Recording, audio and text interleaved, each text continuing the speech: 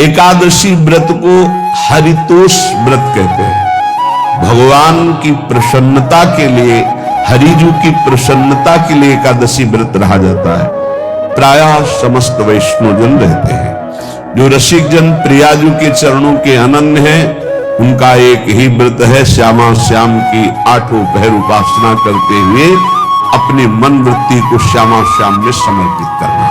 यहाँ ज्ञान ध्यान व्रत कर्म जीते सब काहो में नहीं मोहि प्रतीति, रसिक अनन्य निशान बजायो एक श्याम श्यामा पंक्ति। पर जो एकादशी व्रत रहते हैं परम धन्य है, वो हरितोष व्रत है। अब एकादशी व्रत का नियम क्या है और कैसे एकादशी व्रत का फल मिलता है, कई बार चर्चा हुई। बहुत सुंदर तस्मा शास्त्रम प्रमाणम थे, शास्त्र प्रमाण के अनुसार श्री सनातन मुनि बोल रहे हैं, अथ ते नियमान वच्मि व्रते ह्रस्मिन् दिनत्रये, कास्यं मांसं मसूरान्नं चणकान्को द्रवास्तथा, शाकं मधुपरान्नं च पुनर्भोजन मैथुने, दशम्याम 10 वस्तूनि वर्जयेत वैष्णवः सदा। इसे एकादशी रहनी हो और एकादशी का फल प्राप्त करना हो, उसको ये नियम पालन करना चाहिए। अथ ते नियमान वच्मि व्रते ह्रस्मिन् दिनत्रये, उसको 3 दिन, एक तो दशमी और एक द्वादशी और फिर बीच में एकादशी, उसको 3 दिन संयम में रहना होता है, तब बीच की एकादशी का उसे फल प्राप्त होता है। जिसे एकादशी व्रत रहना हो, उसका नियम है कि दशमी के दिन कांसे के पात्र का त्याग करे। वैष्णव सिद्धांत है कि कभी जिसमें मांस बना उस रसोई का भोजन न ग्रहण करे। मसूर की दाल, चना की दाल, कोदो और कोई भी शाक, शहद, दूसरों का अन्न, दोबारा भोजन और मैथुन, ये दशमी के दिन त्याग दे। एक बार दशमी के दिन भोजन करे 24 घंटे में, क्योंकि एकादशी रहना है। कांसे का पात्र, जिस रसोई में मांस बना उसके भोजन का त्याग, मसूर की दाल, चना, कोदो, शाक, मधु अर्थात शहद और दूसरे के द्वारा दिया हुआ भोजन और दोबारा भोजन और मैथुन क्रिया, इनका दशमी के दिन कभी भी प्रयोग न करें। इन 10 वस्तुओं से वैष्णव दूर रहे दशमी के दिन। फिर एकादशी के व्रत में, ये पीछे तो हम वर्णन कर ही चुके हैं, कहीं नहीं आया या कूटू का कचौड़ी पकौड़ी और सिंघाड़ा का हलवा और ये दुनिया के खीर और सब। एकादशी के दिन किसी भी तरह की गेम आदि क्रीड़ा न खेले।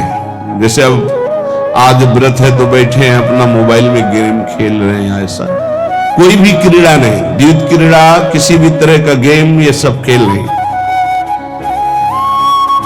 द्वैत क्रीड़ाम च निद्राम च तांबूलम दंत धावनम, परापवादम पैशून्यम स्तेयम हिंसाम तथा रतिम, कोपम हृत वाक्यम च एकादश्याम विवर्जयेत्। एकादशी के दिन उपासक को चाहिए कि वो किसी भी तरह की क्रीड़ा, मनोरंजन बिल्कुल नहीं। चनिद्राम, नींद नहीं लेनी उसको, न दिन में न रात में। एकादशी व्रत, और प्रायः पुराने महापुरुषों ने ऐसा किया है। रामदास जी डाकोर के रात में जाते थे, रणछोड़ भगवान के यहां कीर्तन करते थे। तभी तो भगवान उनके कीर्तन पर, उनकी भक्ति पर रीछ कर गाड़ी में बैठकर उनके साथ आए थे। पूरी रात जगकर कीर्तन करना, दिन में तो सोना ही निषेध है। द्वैत क्रीड़ाम च निद्राम तांबूलम, पान खाना निषेध है एकादशी को, बिल्कुल नहीं, जो व्रत रह रहे। दंत धावनम, वृक्ष से तोड़कर जो दतून की जाती है एकादशी के दिन। परापवादम, दूसरे की निंदा करना, चर्चा करना नहीं, अर्थात अधिकतर मौन व्रत धारण करे एकादशी के दिन। पैशून्यम, चुगली करना। स्तेयम, कोई चोरी करना। हिंसाम, वाणी से, शरीर से, मन से किसी को दुख पहुंचाना। रतिम, अर्थात भोग करना, मैथुन करना। कोपम, किसी के ऊपर गुस्सा करना। अनत वाक्यम, झूठ बोलना। एकादश्याम विवर्जयेत, एकादशी के दिन ये नहीं करना चाहिए। एकादशी को एक बार कुछ फलाहार शुद्ध, अगर आपके पास कोई व्यवस्था नहीं तो थोड़ा दूध है, जल है, ऐसे आप लेकर, या थोड़ा सा फल लेकर, थोड़ा सा फल लेकर के प्राण पोषण, एक दिन में मर नहीं जाओगे।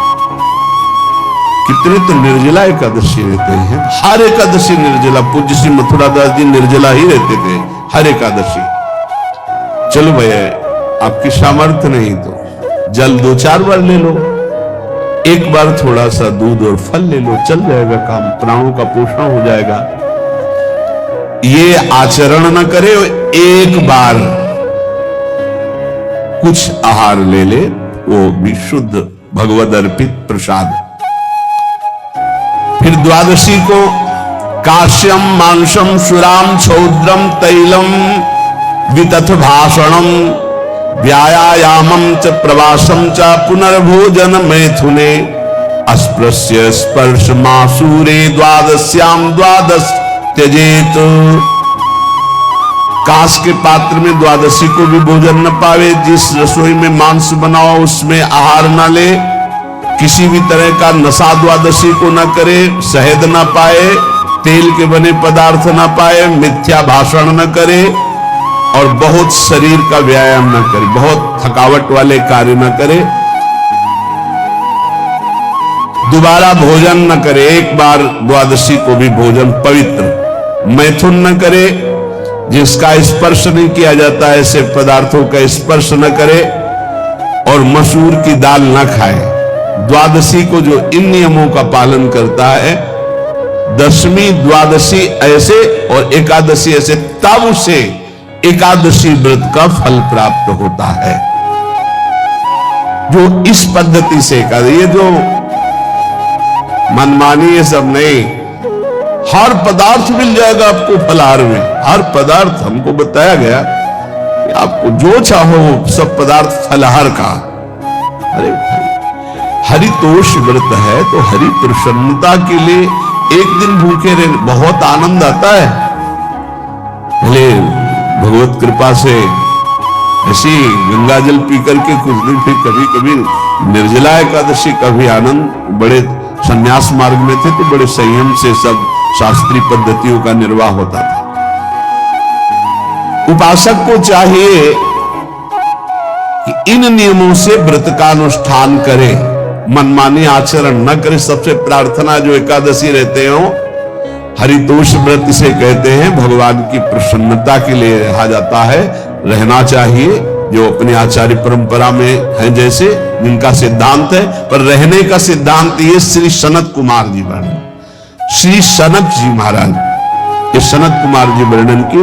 सनक जी महाराज कह रहे हैं, यदि भगवान का आश्रय नहीं, सत्संग नहीं है, तो इन 4 में से एक हो तो नाश कर देता, फिर चारों हो तो सर्वनाश हो जाता है।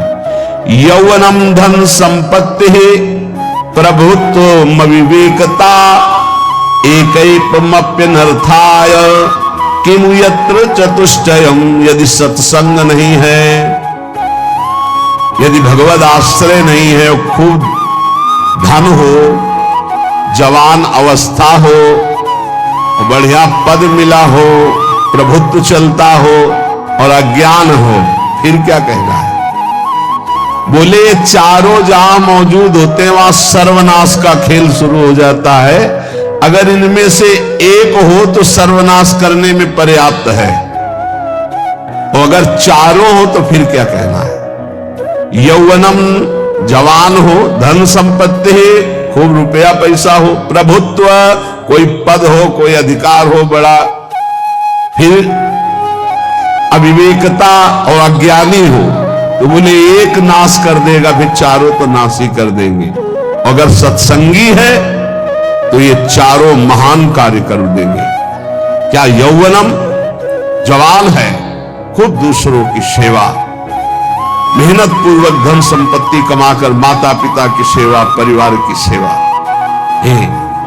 ये माता पिता हमारा वेद कहता है, मातृ देवो भव, तैत्तरीयोपनिषद, मातृ देवो भव, पितृ देवो भव, आचार्य देवो भव, अतिथि देवो भव, यान्य नवद्यानि कर्माणि तानि सेवितव्यानि नो इतराणि, यान्यस्माकः सुचरितानि तानि त्वयोपास्यानि नो इतराणि, ये के चास्माच्छेयाः सुब्राह्मणाः तेषां त्वया स्नेन प्रश्वसितव्यं, श्रद्धया देयम् अश्रद्धया देयम्, श्रिया देयम् ह्रिया देयम् भिया देयम् संविदा देयम्। वेद कहता है मातृदेवो भव, माता साक्षात हमारी भगवान है। देव हरि को कहते, केशव देव ने सिखा, हरि को कहते, गोविंद देव, मातृदेव, माता भगवान है। हे धिक्कार है उन पुत्रों को जो अपने माता के द्वारा पोषित किए हुए शरीर से हाथ उठाते हैं अपने माता पिता के ऊपर। नरक में तुम्हारी जो दुर्दशा होगी भोगोगे। एक हमको दिखाया गया दृश्य कि अपनी माता की कोख में लात मारता, थप्पड़ मारता है, पिता बैठा उसको लात मारता, थप्पड़ मारता, बाल घसीट कर गेट तक माता को ले जाता है। अब इनकी जो दुर्दशा होगी ये बोल नहीं पाएंगे, बता नहीं पाएंगे। ऐसी जगह मारा जाता है कि बस तलकते रहो, कुछ कह नहीं सकते, घोर नरकों की प्राप्ति होती। वेद कहता, तैत्तरीयोपनिषद, मातृ देवो भव, ध्यान से सुन लो, सत्संग है, ये माता साक्षात भगवान है। अगर तुमने मारा वाह भर करके इसके आंसू गिरे, जितने आंसुओं की बूंद से भूमि के कण भीनेंगे उतने कल्प तक नरक भोगोगे। ध्यान रखना, तुम्हारा कभी यश, कभी कीर्ति, कभी श्री, कभी हिरी, ये कभी तुम्हारे उदय नहीं हो सकती। तुम्हारा सर्वनाश हो जाएगा अगर मां पे हाथ उठाया। पितृदेवो भव, पिता साक्षात भगवान है। देखो भगवान अवतरित हुए तो प्रात काल उठी कहे रघुनाथा, मातु पिता गुरु नावहि माथा। आचार्य देवो भव, माता साक्षात भगवान है, पिता साक्षात भगवान है, आचार्य गुरुदेव साक्षात भगवान है। जो अपनी माता को, अपने पिता को दुख देता है, अपने गुरुदेव की अवहेलना करता है, उसका कभी मंगल हो सकता है? वो कभी सुख प्राप्त कर सकता है? वेद कहता है जो निर्दोष कर्म करते हुए धन कमाकर, कैसा कर्म? निर्दोष कर्म करते हुए धन कमाता है और उस धन से अपने बूढ़े माता पिता और गुरुजनों की सेवा करते हैं, जीवन धन्य है। धिक्कार है उस पुत्र को, धिक्कार उस जवानी को, धिक्कार है उस धन को, धिक्कार उस बुद्धि को जिसको ये सब प्राप्त होने पर भी अपने बूढ़े माता पिता को दर दर के भटकने के लिए विवश कर देते हैं, जो अपने बूढ़े माता पिता को कष्ट देते हैं। जहां वेद कह रहा है मातृ देवो भव, पितृ देवो भव, आचार्य देवो भव, अतिथि देवो भव, चार बातें कही। अतिथि देवो। अगर बिना परिचय के कोई आ गया, कह रहा भूखा हूं, भोजन पवा दो, भगवान पधारे हैं, हम कह रहे मत अंदर आने दो, गेट के बाहर पवा दो, तुम्हारा संशय पर उसे भूखा मत जाने दो। अतिथि देवो भव।